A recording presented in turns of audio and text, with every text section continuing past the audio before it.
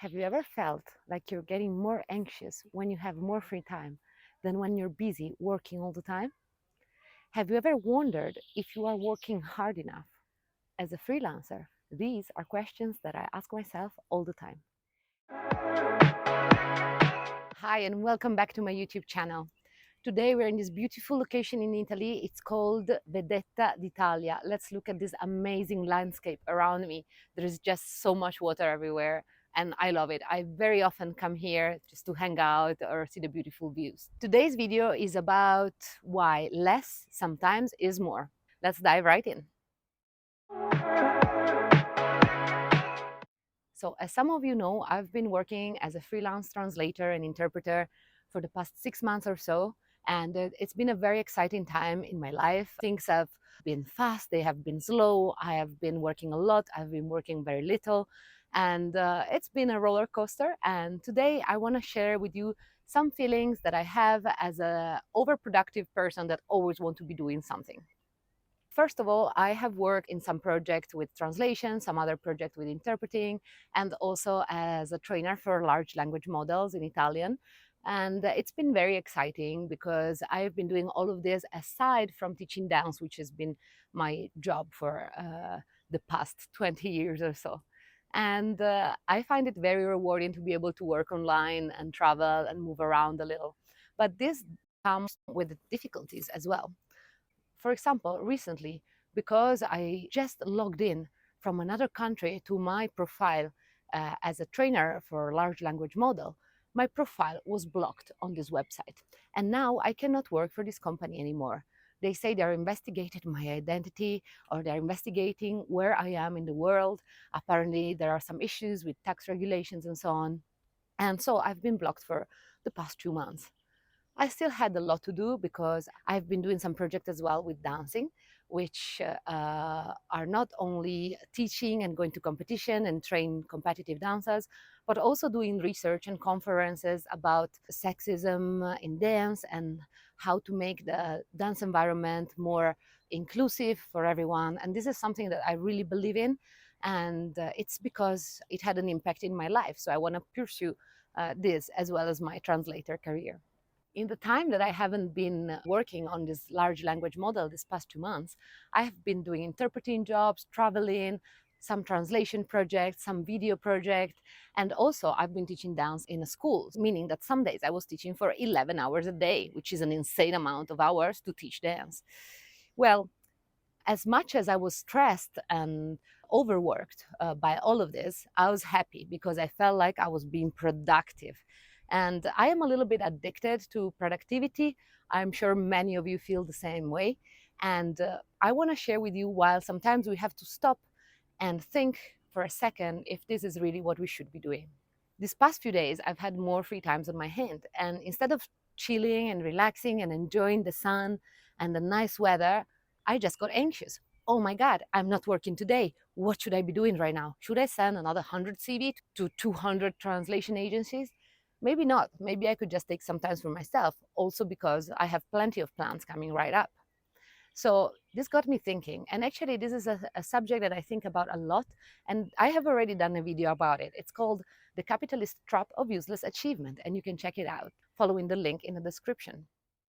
Sometimes I feel like I am so addicted to productivity that if I don't actually produce something in this one day, I am useless or I didn't do enough. And this is another question that I ask myself a lot. Am I doing enough as a freelancer? Well, there's no answer to this. I think nobody has the key to success or to balance. All of us are going to feel sometimes satisfied with ourselves and some other times more stressed out and less satisfied and more worried about our future. So I have been meditating a lot. I watch YouTube videos, I read books all the time. And here's what I've learned. First of all, it is okay to make effort towards achieving our goals. But there are two types of effort that we can define as upstream effort and downstream effort. Meaning that sometimes we feel like we are working really hard, putting all our energy out there and consistently working towards achieving our goals, but nothing happens. Like it seems that we are stuck. And even though we are working so hard, nothing is happening. This is, for example, what happened with me and this company of the large language model. because it seemed like everything is so automated. Nobody would be able to help me in unlocking my profile. So should I keep pestering them with emails and questions about when is my profile going to be unlocked? Maybe this is not a smart way to invest my time.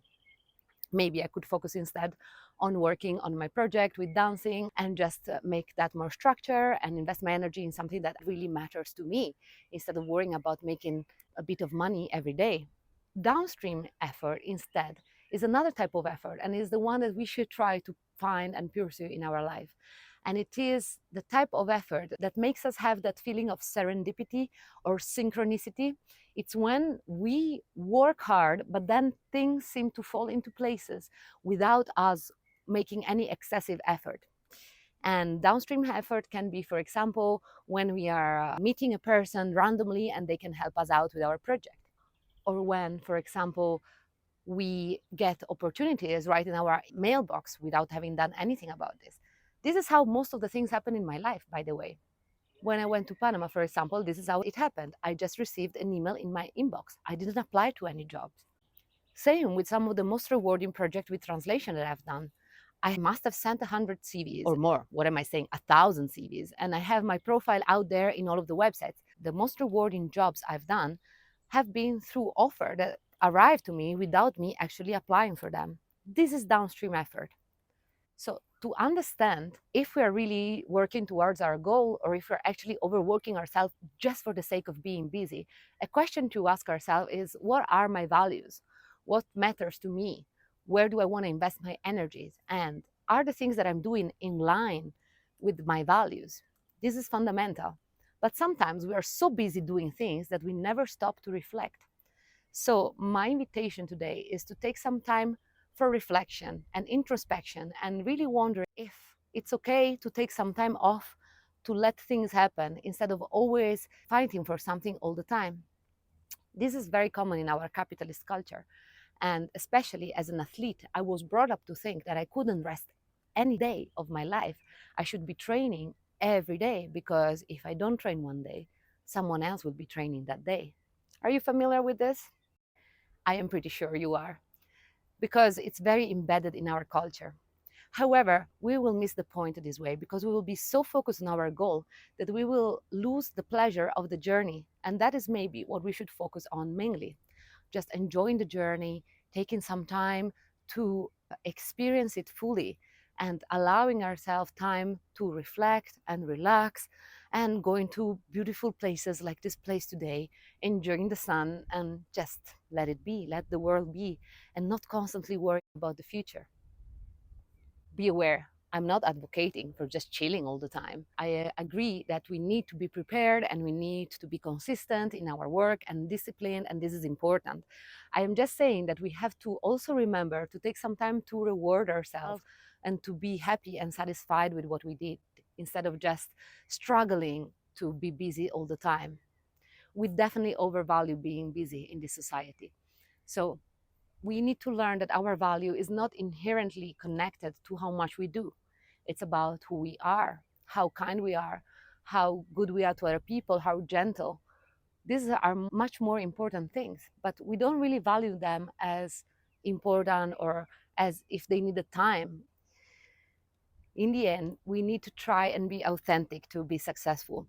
Let's redefine success as something that includes doing something meaningful to ourselves and doing something that we believe in and doing something that is sustainable and respectful of other beings, rather than just doing as much as we can, as much money as we can, and become rich.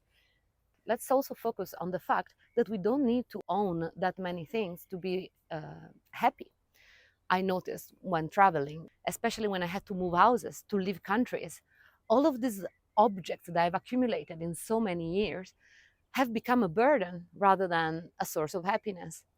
So, my invitation is not only to stop and reflect and give ourselves time to enjoy life, but also learn to downsize life a little and maybe understand that we can, have less, do less, and be more, be with the people that we love, be there for them, and enjoy our time off. So, this is my wish for you, to find your authentic values and structure your life around it. So, maybe we don't need to do any more business plans. Let's focus on making life plans instead. plans that allow for us to be truly happy and to truly enjoy our time in this world. Thanks for watching. I hope you enjoyed the video. Do not forget to subscribe to my YouTube channel, Language Motions, and you can find me on social media on Instagram and Facebook as Giulia Setomini. Oh, it follows me.